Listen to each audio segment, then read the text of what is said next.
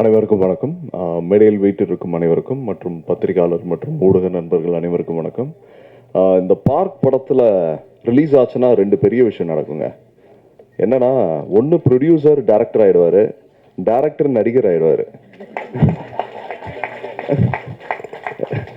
இந்த படம் முழுக்க சார் ப்ரொடியூசர் நடராஜன் சார் வந்து கூடயே இருந்து என்ன டெக்னிக்கலாக என்ன நடக்கணும் என்ன பண்ணணும் எல்லாத்தையும் கற்றுக்கிட்டாரு.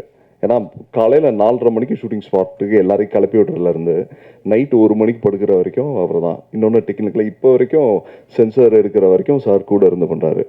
இன்னொன்று முருகன் சார் வந்து பிரமாதமான நடிகர். அவர் வந்து அவரோட காமெடி சென்ஸ் ரொம்ப நல்லா இருக்கு. அவர் ஆக்சுவலாக நடிக்க ஆரம்பிச்சார்னா பெரிய நடிகர் ஆகிடுவார்.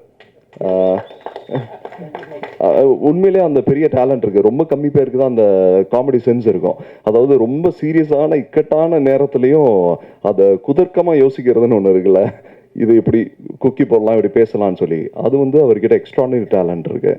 அதை தவிர படத்தில் எங்க கூட நடித்த பிளாக் பாண்டி அவரும், அதுக்கப்புறம் ரொம்ப நாள் சிங்கமொழி அண்ணனோட இப்போ கிட்டத்தட்ட 10 வருஷம் ஆச்சு அண்ணனோட நடிச்சு.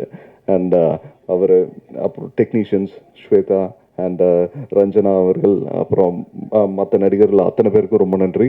இந்த படம் வந்து ஒரு நல்ல ஒரு எக்ஸ்பீரியன்ஸ் எனக்கு. ஏன்னா இந்த படமும் சரி ஒரு நொடியும் சரி சைமல்டேனியஸாக ஷூட் பண்ணோம்.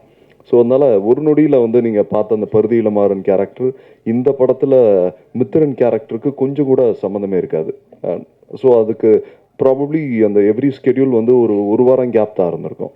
ஸோ அந்த என்னென்னா லைட்டாக அந்த தாடி வளர்கிறதுக்கு மட்டும்தான் டைம்.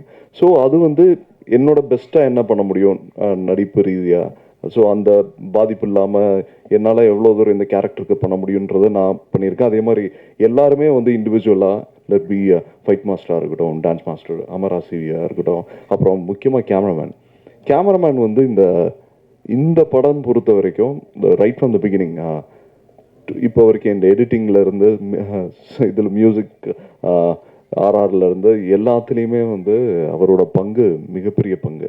அண்ட் இது சொல்லப்போனால் அவருக்கு பெரிய எதிர்காலம் இருக்குது. ஏன்னா அவரோட டெடிக்கேஷன் லெவல் இருக்குல்ல, அவங்க என்னோட ஃபீல்டு இவ்வளோ தான், இதுக்கு மேலே பண்ண மாட்டேன்னு இல்லாமல் இந்த டோட்டல் ப்ராஜெக்ட்டுக்கு நான் ஒர்க் பண்ண ப்ராஜெக்ட் அது ரொம்ப நல்லா வரணும்னு சொல்லி உழைச்சது இருக்குல்ல, அதுக்கு ஒரு மிகப்பெரிய எதிர்காலம் இருக்குது சார். உண்மைக்கும் நேர்மைக்கும் என்னைக்குமே மரியாதை இருக்கு. அது நிச்சயமா ஒரு காலத்தில் அங்கீகரிப்பாங்க. And thank you so much. ஒரு நொடிக்கு நீங்கள் மிகப்பெரிய ஒரு ஆதரவு கொடுத்தீங்க. அதே மாதிரி இந்த பார்க்குக்கும் நல்லபடியாக ஆதரவு கொடுக்கணும். நன்றி.